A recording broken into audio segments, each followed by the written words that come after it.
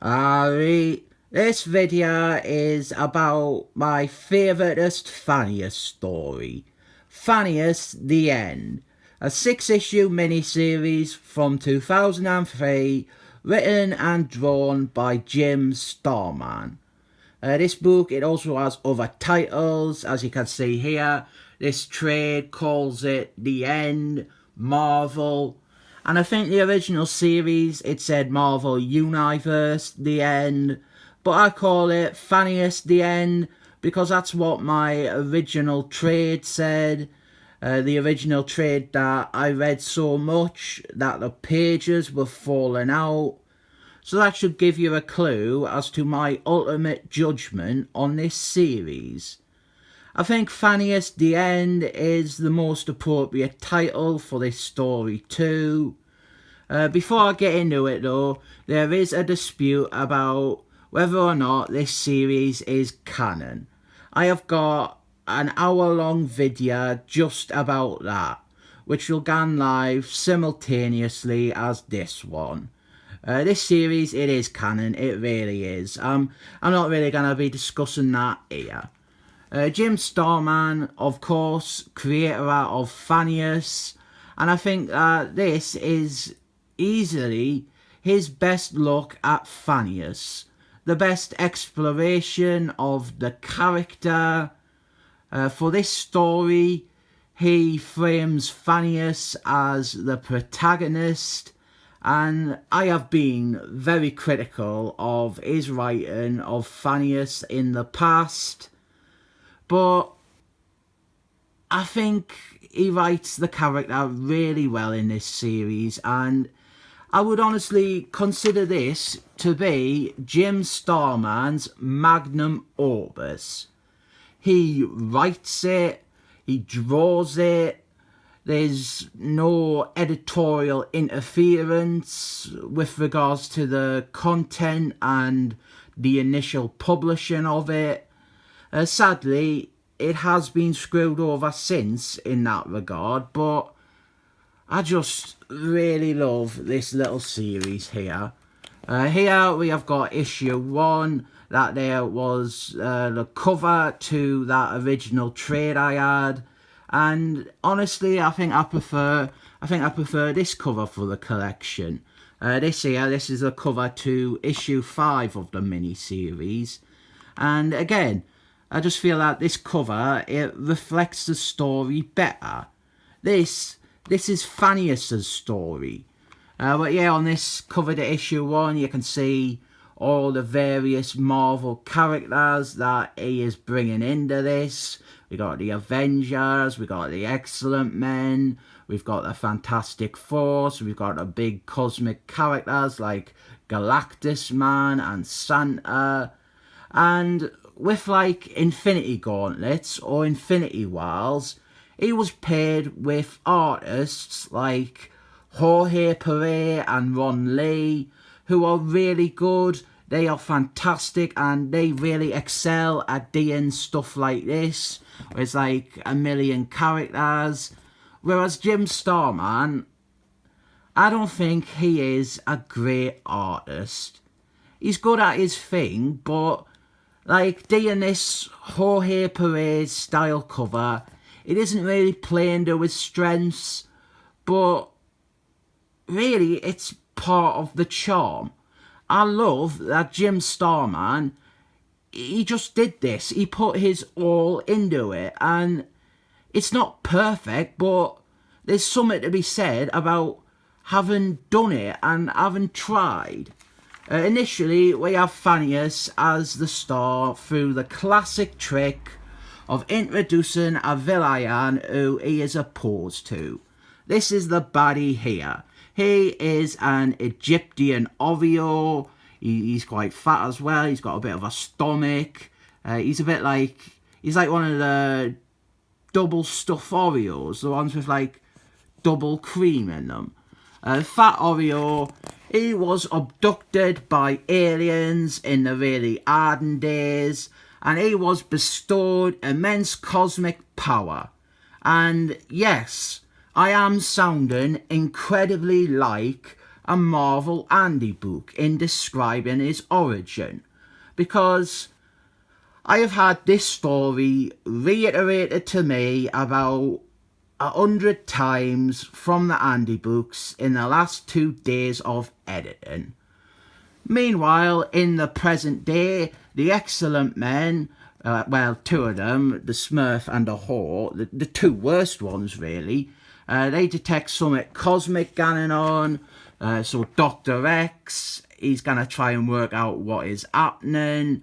Meanwhile, off in space, Adam Watson and Gonorrhea and their adopted space child who never appeared again, they also sense something cosmic happening. A lot of this first issue is people realising that something is happening. Then we have got Thor. He is currently the king of Fairyland, and he is the first person to come into actual contact with Fat Oreo. Fat Oreo, he is returning to Earth with his enormous cosmic power, and he wants to take over the planet. And here he is contacting Fairyland and like all the other realms that might have a claim to Earth, and he's telling them of his intentions and warning them not to interfere. Thor, of course, he's not going to listen to that. He goes on to be an important part of the story. Meanwhile, another of our main characters, Silver Surfman, he is surfing through space on his surfboard, and he comes across what remains of the utterly destroyed shite-arse empire, and all that remains of the Legion of Superheroes. Guardian, Mon-El, he is the last survivor. He is hanging on just long enough to give Silver Surfman a very cryptic warning about Fat Oreo. Now though, we have got Thanos. Of course, Thanos, he has immediately registered the flare-up of enormous cosmic power that is heading towards Earth. So he's gonna get involved. And the Fantastic Force, likewise, very aware of the sudden energy readings. But you've got to remember, it was the excellent men who detected it first. They are the first hands on deck. They have gotten the entire team together to confront the threat. And this is great, a double splash page again. The art isn't great, but I love that Jim Starlin did it anyway. This is the Van Morrison era of Excellent Men, so we've got an interesting mix of characters. So Dr. X, he makes telepathic contact with Fat Oreo, and they have a very brief discussion which ends upon Fat Oreo realising that the Excellent Men would try to stop him from taking over Earth. So he quickly obliterates the entire Excellent Men house, killing everyone inside. And I do hate stuff like this, where characters are just abruptly killed off, or where characters, they're killed off to sell the stakes of a story. And I even hate it when it's done as flippantly as this, because it's obviously gonna be reset by the end of the story. I will probably make excuses for this story, and I am probably unfairly giving it more leeway, but I do love this story. This was like the first Jim Starlin Thanos story that I really felt invested in. It was the first one that I really enjoyed and followed. I mean, I had a few Infinity Gauntlets and Infinity Wars, but with them, well, I just never really enjoyed them past the surface level superhero stuff. Like That issue of Infinity Gauntlets where all the heroes are fighting Thanos. More importantly though, Mr. Doom, he is written fantastically in this. I have always thought that Jim Starlin writes maybe the best Mr. Doom. He is fantastic in Infinity Gauntlets. He's great in this. I even said in the Infinity Wars Omnibus unboxing video that the subplot with him is like one of the best bits of that story. So Fat Oreo, he's taking over Earth, he's making pyramids appear, and there's Gregory Brushelman, President of the United States of the USA, because now we have got all the world leaders. They have all been abducted by Fat Oreo. We have got the real ones from the real world, like Gregory Brushelman and Tony Blair, who comes from my neck of the woods, and I am ashamed of that. But we also have the Marvel fictional ones, like Mr. Doom there. There's Black Panther. It's right in the crease, but that is Cameron Crowe there, leader of Apocalypse. There's Hans Moleman. So Fat Oreo, he has gathered all these together to announce that Earth is his, and they all have to listen to him now, and he is rightful ruler of the planet. But of course, Mr. Doom, he's not having any of that, so he begins to mount a defence and a plan against Fat Oreo. And oh god, it's just a great subplot. I really love the stuff done with Mr. Doom in this. It's brilliant. Then we have got the Avengers, again across 2 pages. We have got a lot of them. They've called in like loads of the Yard members. I love when they do that. I mean, look, we've got Captain Stingray there. We've got Kazor. We've got Captain Marbles, the real one, Monica Rambeau. We've got Darth Knight. We've got Flaming Lightning. We've got the annoying Christian, as Kurt Busey calls her. And much like with the Excellent Men, it's all a bit of an annoying tease because Fat Oreo kills them all within a blink of an eye. Just to reiterate, this is all reversed by the end. Everyone is brought back to life twice over. This story is definitely canon. So Mr. Doom, he is determined to learn more about Fat Oreo and find a way to defeat him. And meanwhile, Thanos, he has brought together the Defenders to help him try and locate the source of Fat Oreo's powers. It's a fairly routine iteration of the Defenders, the 4 original members. We've got Silver Surfman, the Hulk, Seaman, Doctor Strange, and Captain Marbles, the real one, genis-vell. And he provides a little interesting twist to this otherwise tired lineup for the team. Nice little twist. I like his inclusion. So then we have got... we've got one of these nice little character moments here that Jim Starlin tends to do a lot. The quiet little character moments. He writes these really well. I remember one with the Hulk and Wolfman in Infinity Gauntlets. Really good.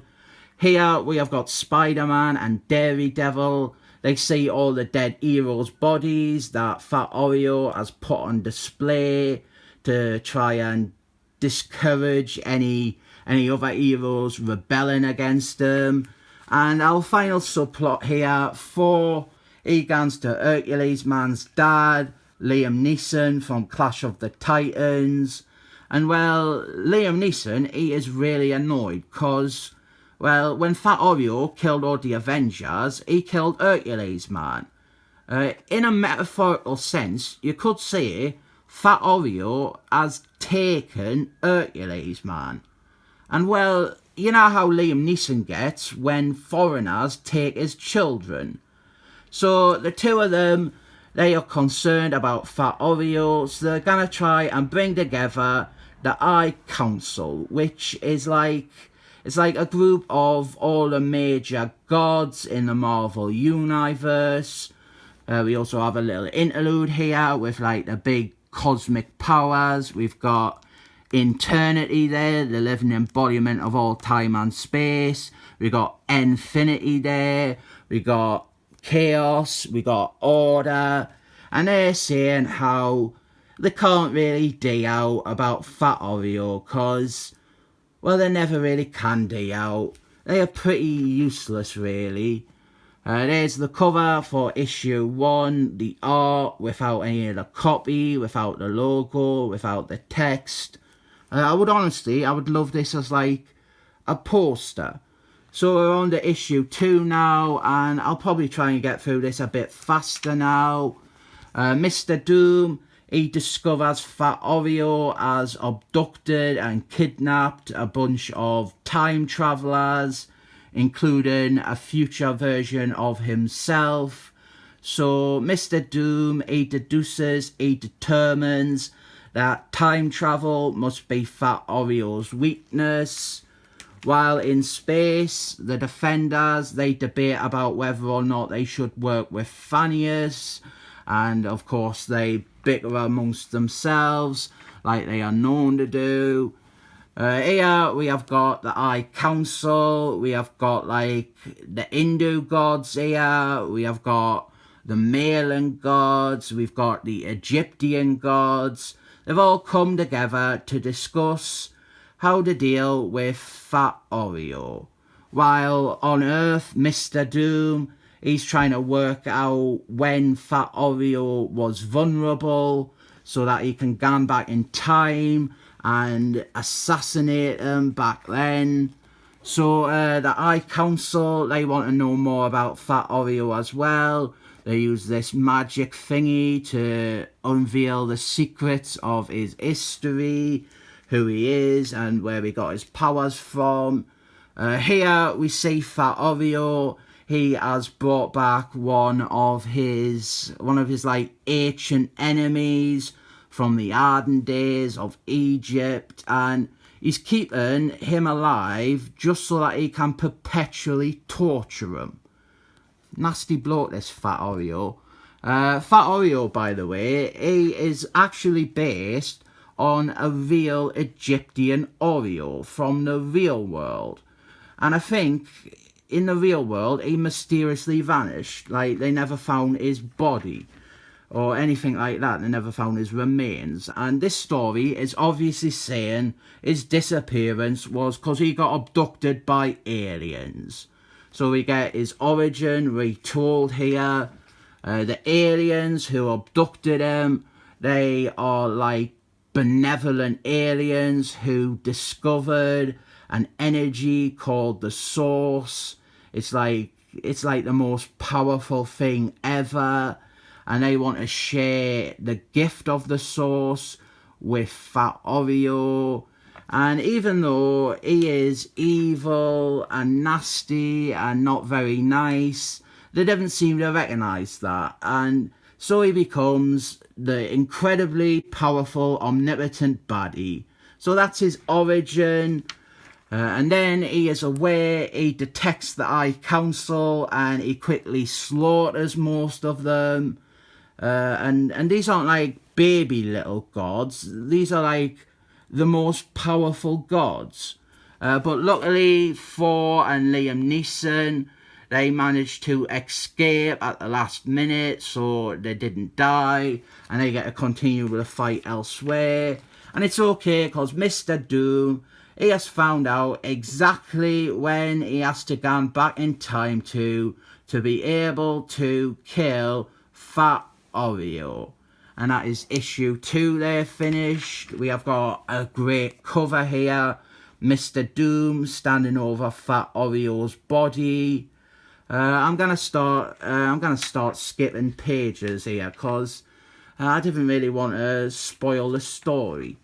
So Seaman and Hulk, they start fighting because they're fed up of waiting around for Thanos to track down the energy source. Back with Mr. Doom here, we've got a really nice little bit of storytelling here. Visual storytelling, Mr. Doom ganning back in time. So we're jumping back and forth between all these plots, these three plot lines. Here we have got a really good little scene with Silver Surfman and Doctor Strange. They are saying, they confide in each other that they didn't trust Thanos, and they suspect that he's just gonna betray them at the first chance he gets, or he's gonna make a play for Fat Oriole's power himself. So they will have to be on guard and prepared to eliminate him at the first hint of betrayal. Really good little scene here. Here we have got Mr. Doom. Now that he's back in time, he's getting ready to assassinate Fat Oriole. But then, just before he has the chance, Fat Oriole from the present shows up to stop him. And don't worry, Mr. Doom fans, that's not the end of that plot line. So all this stuff, it's going on, and then we have got Thor and Liam Neeson, since they've just seen all the other gods, like all the major gods, be helplessly killed. They have gone up the food chain and they're seeking aid from eternity and infinity, but of course they're not willing to provide it because they can't and never can. The Defenders, they've located the source wall, and there is the source right there. That is what gives Fat Oriole his powers, but it's being protected by the aliens who abducted Fat Oriole. So a big fight breaks out between them and the Defenders. They're all fighting for their lives against these obscenely powerful source aliens. And as they're fighting, Thanos, he starts to doubt that they are gonna beat them. He thinks they're gonna lose, so he predictably turns his back on the Defenders and he leaps headfirst into the source. And Silver Surfman, you can see there, he was too slow to stop him. And now Thanos, he becomes like one with the universe. But first, he has his priorities. So we're back with Mr. Doom now. He's just about to assassinate Fat Oriole, and as before, Fat Oriole from the present day shows up to stop him. But this time, Thanos shows up as well to stop Fat Oriole from stopping Mr. Doom. Thanos, he uses his source powers to go back in time and, oh god, they have a big fight, a classic Jim Starlin cosmic fight here. Thanos, he defeats the present day Fat Oriole, and all the writing, like all the captions and stuff, they are from Thanos' perspective. It's really good. Meanwhile, Mr. Doom is allowed to succeed in his plan, and he assassinates the past version of Fat Oriole. But now, don't forget, Thanos, he has got like god powers now, and he resets the universe to how it was before, so everything is restored to normal. All the heroes, all the characters that died, they are alive again. But, well, don't forget about Thor and Liam Neeson, because their plays to eternity and infinity, well, they have brought together all the big cosmic entities. And now they know that they're facing an even bigger threat now that Thanos has got Fat Oriole's powers. And I really love it whenever there is these meetings and these unions between these high concept abstract cosmic characters. But this is where the story really starts to take a turn, and we start really diving into Thanos' character. And, well, he starts investigating the universe, how it works, how all the different components of actuality and existence, and the creation and the balance between life and death. But while all this is going on, Thor rallies together all the heroes of Earth because, well, they're all convinced that Thanos will just use his powers for bad like he normally does. And I'll actually stop there. I won't give away the ending because, well, it's a recommend. I don't want to spoil it. Although I will show you some really good bits. Let's find it. These amazing here's one. Double splash pages where Thanos is fighting everyone. Here it's mostly the Avengers and well, there's some cosmic characters thrown in there as well. Really good. And before that, we have got another great double splash page. Here he's fighting different heroes like the Excellent Men. They're there. Fantastic Force, the Thunderbirds, Alpha Strike. Really, really good. I recommend this story. It is great. It is a fantastic insight into Thanos' character, and despite what Tom Beevord says, it is definitely canon. I rate this story 7 thumbs up.